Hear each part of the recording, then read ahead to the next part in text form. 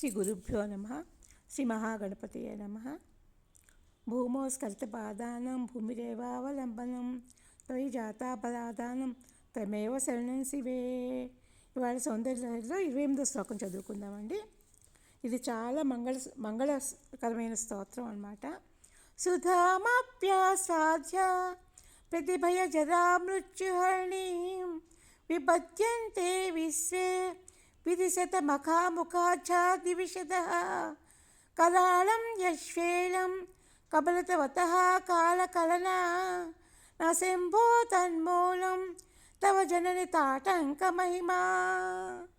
ఇక్కడ ఏం చెప్తున్నారంటే, అమ్మా, మిక్కిలి భయంకరమైన ముసలితనాన్ని మృత్యువును హరించే అమృతాన్ని తాగి కూడా బ్రహ్మాది దేవతలు మరణిస్తున్నారు. కానీ ఉగ్రమైన కాలకోటి విషయాన్ని మింగిన నీ భర్త మాత్రం మరణం లేదమ్మా. దానికి కారణం అంటే నీ చెమకమలు అంటే తాటంకాలు మహిమేనమ్మా అని చెప్తున్నారనమాట. ఎందుకంటే ఇంద్రాది దేవతలందరూ కూడా అమృతం తాగారు, కానీ వాళ్ళకి మృత్యువు తప్పలేదు.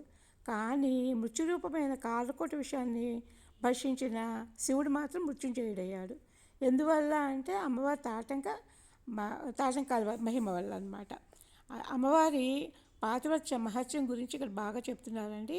సువాసిని లక్షణాలైన కమ్మలు కానీ, కుంకుమ బొట్టు కానీ, మంగళసూత్రం కానీ ఇవన్నీ కూడా సర్వత్రా రక్షించుకోవాలని ఒక ఉపదేశం ఇస్తున్నారనమాట ఇక్కడ ఆదిశంకరాచార్య గారు.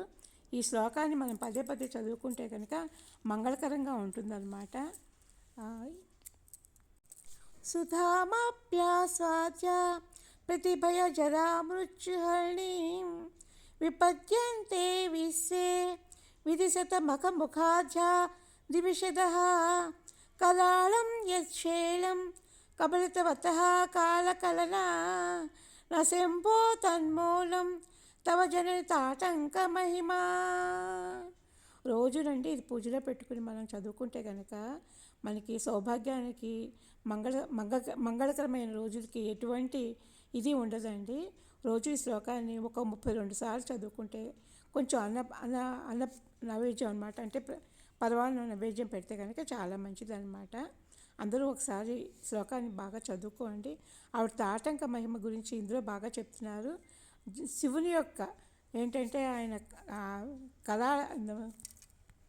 హాలాహల విషయాన్ని తాగారు కదండి, ఆయన కూడా బాగున్నారు అని చెప్తున్నారు అనమాట.